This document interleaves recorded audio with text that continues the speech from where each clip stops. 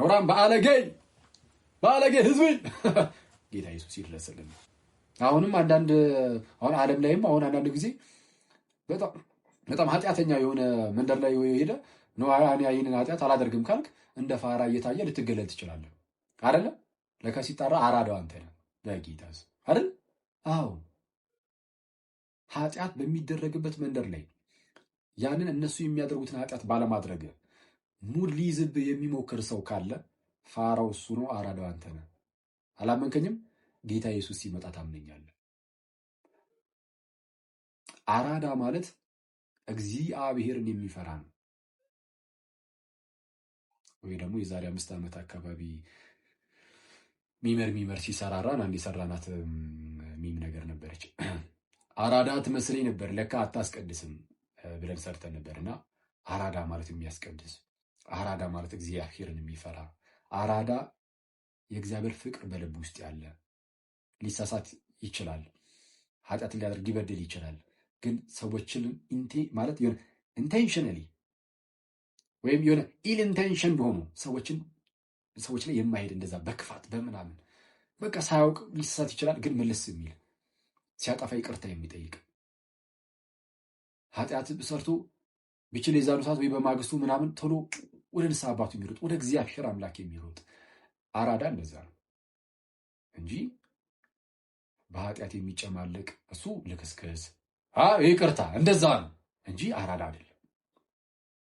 ሁላችንም በራሳችንም ከዝሙት እንጠብቅ ትላለህ። በጣም ይህን ሁሌ ናችሁ ጋይስ። ሰው የሚፈተነው በዚህ ነው።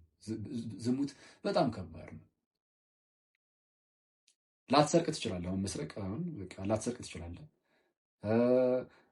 ዘፈን አላዳምጥ ምናምን የሚል ሰው አለ። አታዳምጥ፣ ችግር ጥሩ ነው። እሺ ላታዳምጥ ትችላለህ። ቢግ ዲልም አይደለም። ሰይጣን ግን በጣም በቀላሉ በዚህ እድሜ ላይ ያለን ሰዎችን ሊጥለው የሚችለው በዝሙት ስለሆነ መጠንቀቅ። እሺ ትናንት እንዳልኳችሁ ወይ ማግባት። ስለዛ ሰው ግን አሁን ዝሙትን እንደ ጀግንነት ሊያዩ ይችላል። ኧረ በእግዚአብሔር እግዚአብሔር የታገሰው ዘመን ነው። ዘመን ሰው ዝሙትን እንደ ጀግንነት ጎረምሳው ይመጣና ቆንጂትን እንዲህ አደረግኳት ብሎ እንደ ጀብድ የሚወራበት፣ ቆነጃጅት ክብራቸውን በጣም የሚያጡበት አንዳንድ ጊዜ እና እንደዛ መሆን የለበትም ጋይስ። ይሄ በጣም አደገኛ ነውራም ባለጌ ህዝብ ጌታ ኢየሱስ ይድረስልን። በጣም አደገኛ ኃጢአት ማለት ነው ዝሙት ነው። ለወጣቶች ሁሌ መምላችሁ ለምን ሁሌ መምላችሁ ታላቁ መምህራችን ቅዱስ ጳውሎስ በተደጋጋሚ ይህንን ያነሳዋል። ከዝሙት ሽሹ። በቃ ሰው ወጣት በቀላሉ ሊፈተን የሚችለው በዚህ አይነት ኃጢአት ስለሆነ ከዛ ራቁ፣ አለቀ። ከዛ ሽሹ። ሁሌም ይባላል በሌሎች መምህራንም ዝሙትን አትጋፈጠውም፣ ትሸሸዋል፣ አለቀ። በቃ ምን አጋፈጠ? ስለዚህ አሁን ከእንደዚህ አይነት ነገር እየራቁ ከክፋት የሆነ ለወንድሞች ለእህቶች ለወንድሞች ያለ እውነተኛ ፍቅር መኖር አለበት። ያ ፍቅር ኖሮ ራስን ከዝሙት እያራቅ መኖር እንዲህ በጣም ራስን ማቅለል እኮ ውርደትም እኮ ነው። በነገራችን ላይ እኔ ጋይዝ ማለት የሆነ በቃ እግዚአብሔር እንዳለን ሰዎችን መኖር ያለብን ብያቸዋለሁ ከዚህ በፊት። ማለት አምላክ አለን አፍተሩን የሆነ ህዝብ ነን እኛ እና ያ ህዝብ ዝም ብሎ ብትን ያለ ንጉሥ የሌለው አስተዳዳሪ የሌለው ህዝብ አይደለም። ክርስቲያኖች ህዝብ ነን። ይህ ህዝብ ደግሞ አምላክ አለው፣ ታላቅ የሆነ ንጉሥ አለው። እኛ የንጉሱ ባሪያዎችን ንጉሱ እንደሚፈልገው ነው መመላለስ ያለብን። ጌታ ኢየሱስ ደግሞ የሚፈልገው አንድ ወንድ የሀገር ሴት እያተራመሰ አንዲት ሴት የሀገር ወንድ እያተራመሰ ምናምን እንደዚህ አይደል ነው ማለት። እዛ ቴሌግራም ላይም ዛሬ ጽፌላችሁ ነበር። አይመጠንም፣ ራሱ ለኛ አይመጠንም። በአንድ በሌላ ምክንያት ለምሳሌ የምንወድቅ ሰዎች ልኖር እንችላለን አይደለ? ትክክል፣ ልንወድቅ እንችላለን። መውደቅ ጥሩ ነው አይደለም? ኖርማልም አይደለም ማለት ያው መውደቅ ስለሌለብን ማለት ነው።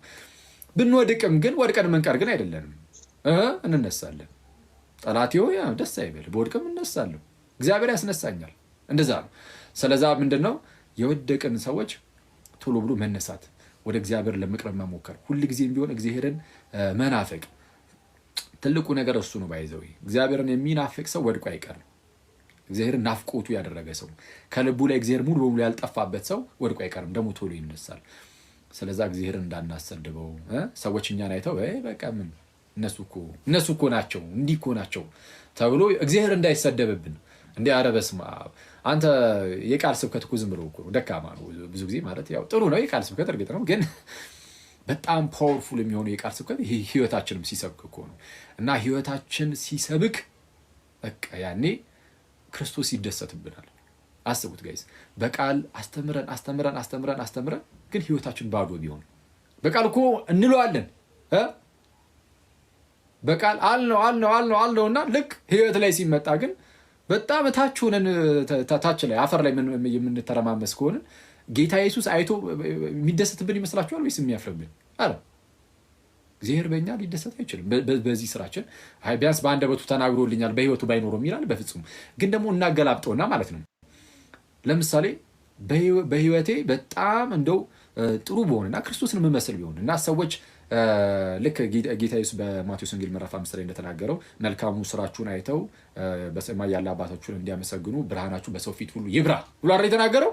እና ልክ እንደዛ ሆኖ ሰዎች እኔን አይተው እግዚአብሔርን ቢያከብሩ ግን ምንም ባልሰብክ፣ ለምሳሌ ስብከት ባይኖረኝ በቃል ማለት ነው ባይኖረኝ፣ ጌታ በእኔ ደስታ ላይ ደስም ስቲል ደስታል ወጥቼ እንደዚህ ባላስተምር ግን ህይወቴን አይተው ሰዎች የምርም ምንድነው ብርሃኔ በሰዎች ላይ አብርቶ ሰዎች እግዚአብሔርን ማክበር ማመስገን ከቻሉ በቃ የመጨረሻው የጌታችን እንትንም ተልእኮም ይሄ ነው። በቃ ሰዎች እግዚአብሔርን እንዲያመሰግኑኛል አይተው ጨው ናችሁ ብርሃን ናችሁ ተብለን አስቡት። ጨለማ ስንሆን እና በጣም አደገኛ ነው እና ሁሌም ልናስበው ይገባል።